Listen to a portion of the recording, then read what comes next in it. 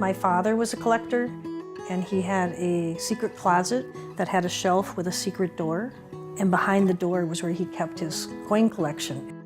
That, I think, was a big inspiration for my love of collecting. I still have the objects that I collected from when I was a child. I had a little suitcase, and I'd put things in there, and I'd label it. I was creating little environments for my objects since I was a child.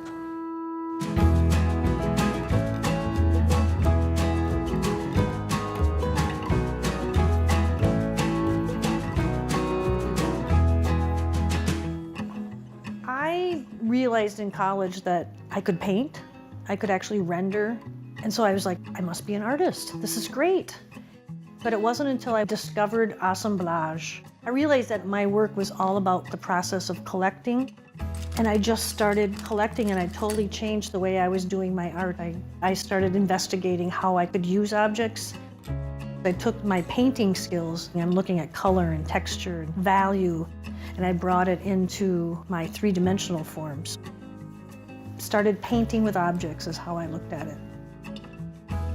I'm interested in the pop culture of each era. It's interesting to find out how everyday objects become the rare artifacts. Mr. Peanut.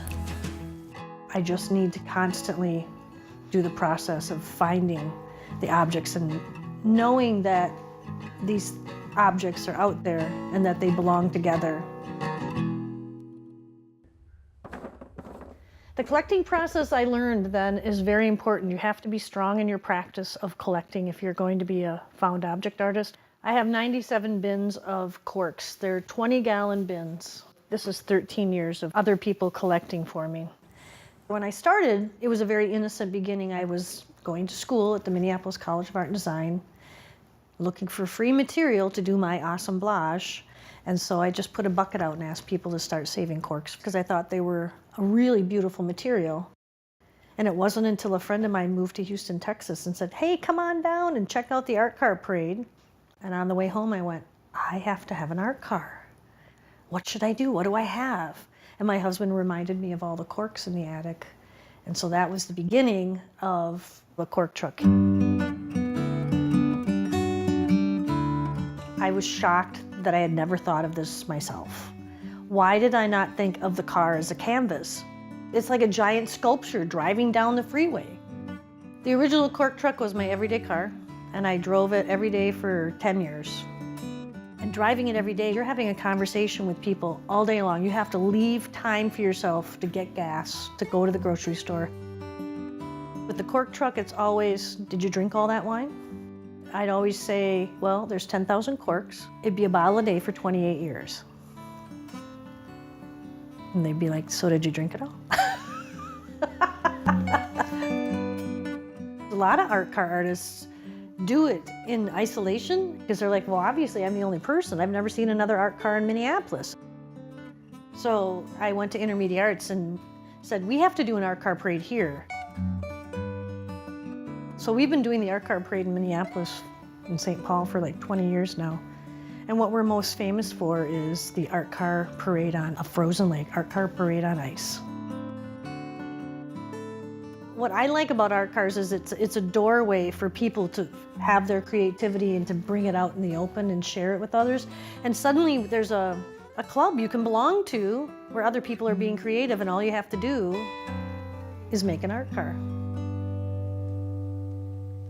When I started working with cork, I could see that I was really into the investigative part of the material. So I learned that the cork came from a cork tree that only grows around the Mediterranean Sea. The trees live to be 200 years old. It doesn't burn, it compresses. It's a 14-sided cell, so it's really, really, really tight. This is where I realized that I have a love of science. I love that I have this life now where I get to teach science at the Science Museum. And I'm an artist, and I get to bring my art and science together. Today I'm teaching Pandemonium Art Camp. We're doing jitterbots, and the children are going to learn about a circuit and how to put a circuit together. The students are going to be testing out how the jitterbot moves and the patterns it creates in the sand. There's a lot of aha moments for the kids that really introduces them to the creative process. I want kids to open their mind to different ideas about what art is. I like being able to offer things that really, really engage kids in what they love. On a personal level, it's really important to me that I am living with art and that I'm connected to all the artists in the community. We are at 801 Lofts, and we have a gallery called Art at 801 Gallery. Hey, Matt. Hey, Jen. The people who live in the building are the people who actually run the gallery. I have lived here for 12 years. We are a committee, and we get together, decide on who the artists are going to show. I'm the person who actually goes out in the community and works with artists to bring them in. We always like to feature local artists. Looks good. And it's showcasing that we have this amazing community of artists in Minnesota.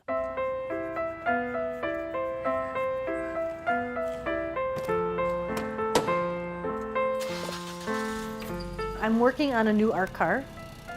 It was a gift from Natalie LaDuke. I stripped it. I'm corking it. You push the gas, I shift the gears. We drive a lovely car.